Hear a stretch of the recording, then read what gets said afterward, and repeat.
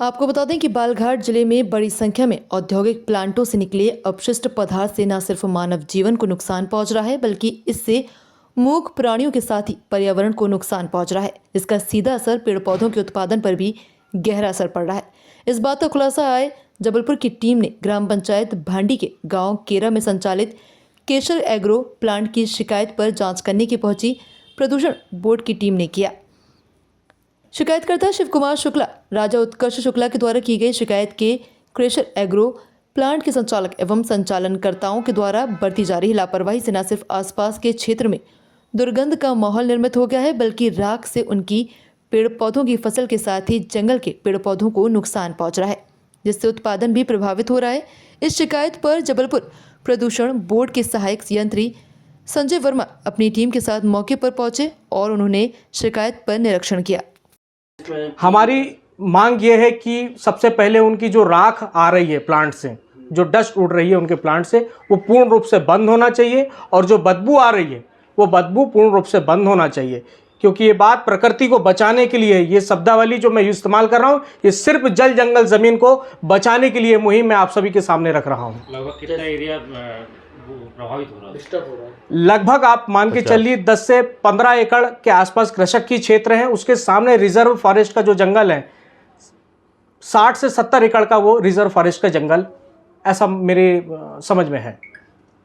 भैया जैसे आपने बताया कि 3 सालों से जो आप इसकी लड़ाई लड़ रहे हैं और अभी जांच भी हुई है जी, तो अगर इसकी जांच के आगे कोई कार्रवाई नहीं होती तो फिर अगला कदम कोई है आपके लिए कि कहीं और जा रहे हैं या कैसा क्या है? लोकतंत्र में सभी लोगों के लिए न्यायिक रास्ते हैं। Lower court, session court, high court और सुप्रीम कोर्ट। न्याय प्रणाली बाबा साहेब अम्बेडकर ने हम सभी लोगों के लिए बनाई है।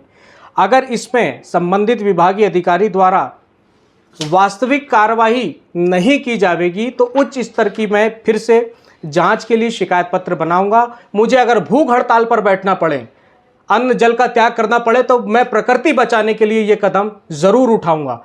और न्याय प्रणाली में भोपाल एनजीटी कोर्ट में मैं केस लगाने जा रहा हूं और जिसके दस्तावेज प्रामाणिकता के लिए मैं आपके सामने उपस्थित दिखा रहा हूं। आप देख सकते हैं प्रामाणिकता, ये पंचनामा बता रहा है कि क्या सत्य और क्या असत्य।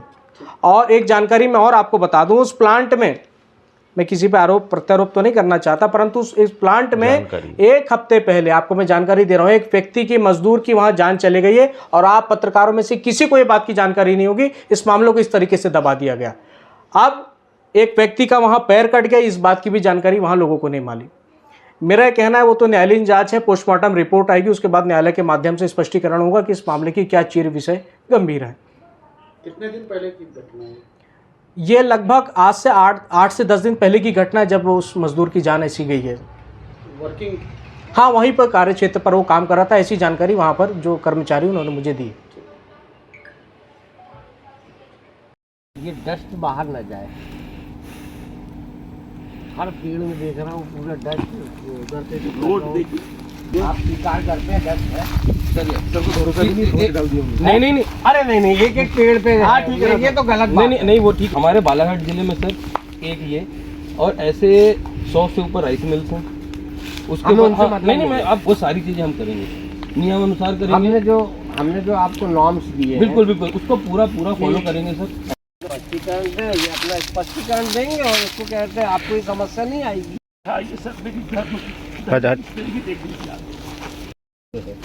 ये प्रकृति तो हमारे लंग्स हैं, उसके लिए नियम ये है कि जैसे ही आपका कहते हैं पॉल्यूशन कंट्रोल का इक्विपमेंट बंद हो, आपका प्लांट बंद हो जाए। हाँ, इंटरलॉक होना चाहिए उसको।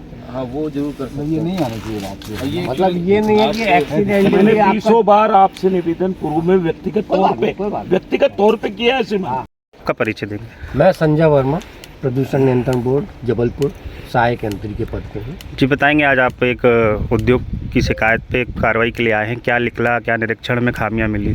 नहीं, शिकायत में जो डस्ट की समस्या देखी गई है जी, उसके लिए उद्योग प्रतिनिधि यहाँ उपस्थित हैं, उनको भी इसकी तस्दीक करा दी गई है और उसके नियंत्रण के लिए यदि कोई एक्सीडेंटली हुआ, क्योंकि उनके यहाँ एयर पॉल्यूशन कंट्रोल इक्विपमेंट लगा हुआ है जी, यदि वो इक्विपमेंट कहीं किसी कारणवश से बिजली की उससे बाधित होने के कारण यदि डस्ट निकलती है तो उसको वो आगे उसको मतलब उसको उद्योग के प्रोडक्शन से इंटरलॉकिंग करेंगे, जिसमें कि यदि बिजली से बाधित हो रहा है तो वो उनका उद्योग संचालन उसी समय बंद हो जाएगा। ऐसा सर मुझे बताइए कि जो शिकायतकर्ता द्वारा जो शिकायत की गई थी उसमें क्या सत्यता पाई गई अथवा नहीं? नहीं, शिकायत आपकी बिल्कुल शिकायतकर्ता की वाजिब निकली है। उसमें जो राख और धूल की जो जमी पाई गई है उससे निश्चित ही पेड़ पौधों पे उनकी प्रोडक्टिविटी पे